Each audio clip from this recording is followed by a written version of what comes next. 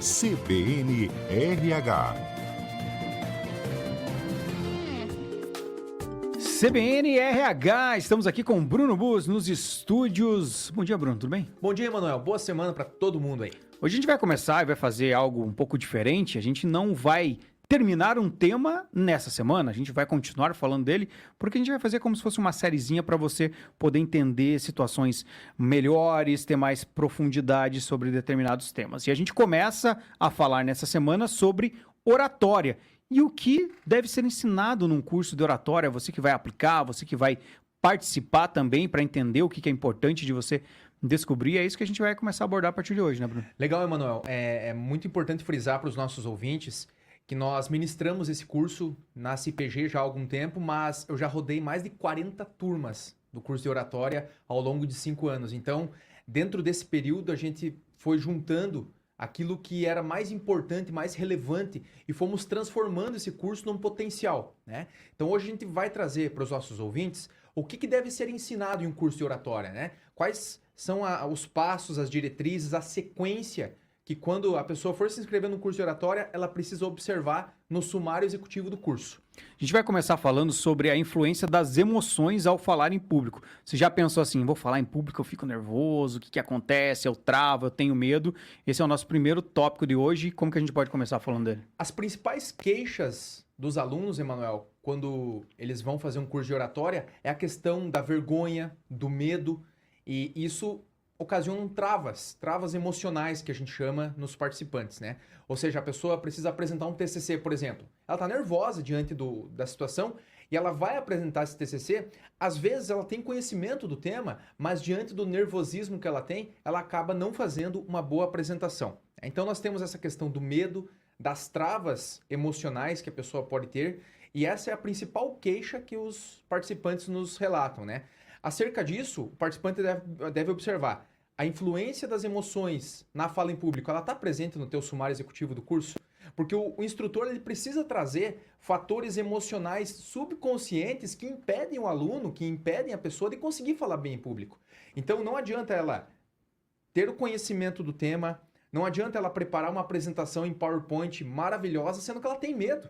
Então a primeira providência que nós tratamos no curso de oratória é entender os motivos pelo qual a pessoa não consegue falar em público. Quais são os medos que ela tem.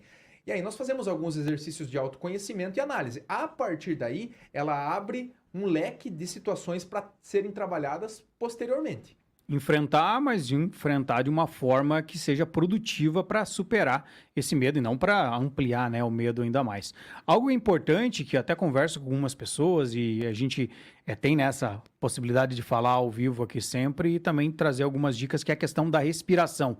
Contribui muito na hora que você está falando e também para tirar algum nervosismo, né? Isso. Na questão de tirar o nervosismo, Emanuel, nós ensinamos no curso que existem 2 etapas que o aluno pode usar quando ele vai falar em público.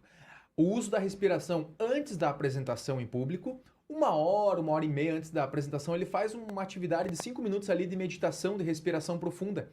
Porque a respiração profunda, existem várias técnicas, mas predominantemente ela instrui o nosso cérebro para dizer que está tudo bem.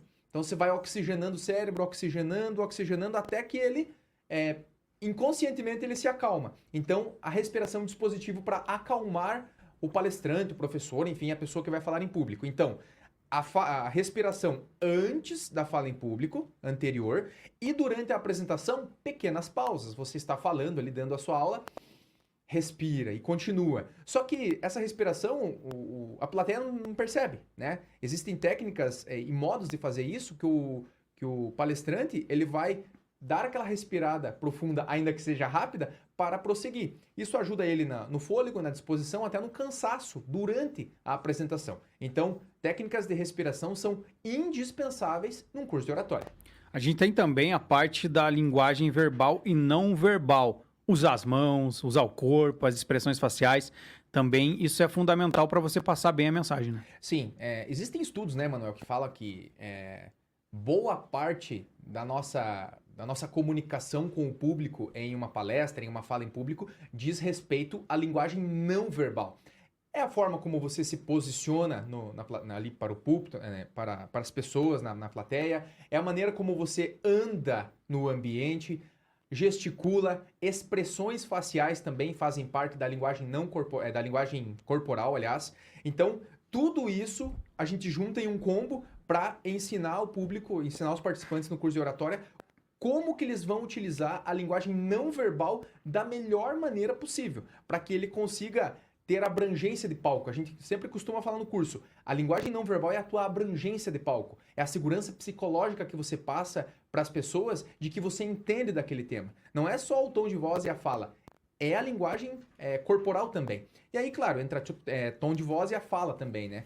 Que essa fazem linguagem, parte dessa parte aí, que faz parte da linguagem verbal. Essa né? linguagem não verbal, ela ajuda a dar mais contexto ao que você também está verbalizando, né? Sim, ela emocionaliza a sua fala ou não, né? A depender. Eu sempre brinco lá, eu faço os movimentos, né? Então, se você faz uma baita de uma apresentação com um tema extremamente relevante, mas parado, sem movimentar os braços, as pernas, o pescoço, gera um ar estranho, né, para os participantes. Pô, por que esse cara não está se mexendo, né?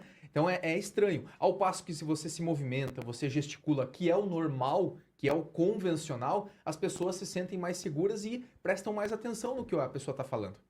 Ficar à vontade para deixar os outros à vontade. Isso. Um quarto tópico para a gente falar hoje é a questão do tom de voz. Como que isso influencia? O tom de voz, Emanuel, a gente pergunta no curso lá pro pessoal, o tom de voz precisa ser instável ou estável? Aí o pessoal, estável. Na verdade, não. O tom de voz em uma apresentação em público precisa ser instável, porque existem determinados momentos na apresentação que o público dá uma dispersada. Seja porque vai utilizar o celular hoje em dia, ou porque acaba dispersando o pensamento ali, a atenção no palestrante. Então, ele está em um tom de voz constante, daqui a pouco ele puxa novamente as pessoas para ele, num tom de voz um pouco mais elevado. Então, atenção lá, ou palavras de afirmação que trazem o tema à tona, pode ser dessa forma. Em algo mais também. eufórico, ele coloca mais euforia, em algo mais tenso, ele também puxa, né? Então, o tom de voz precisa ser instável.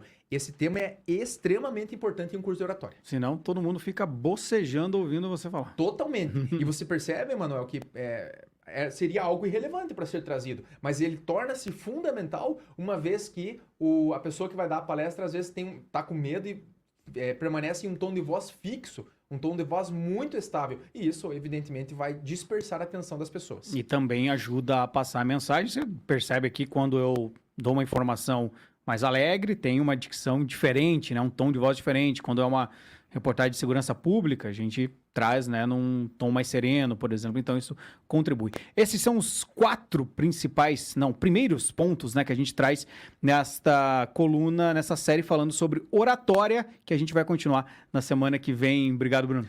Boa semana, Emanuel, para todo mundo aí. Fiquem com Deus. CBN Ponta Grossa, 105,9.